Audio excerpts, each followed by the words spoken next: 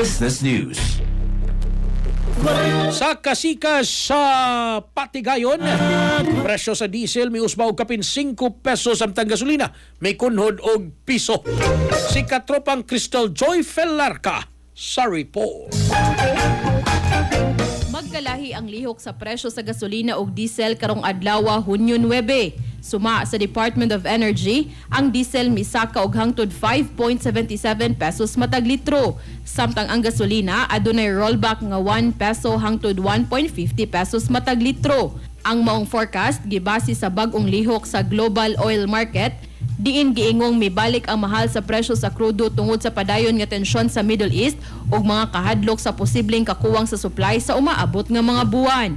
Gipasidan-an usab sa mga analyst nga nagkagamay ang global oil inventories nga posibleng mosangpot sa mas hugot nga supply ug mas taas nga presyo kung magpadayon ang trend.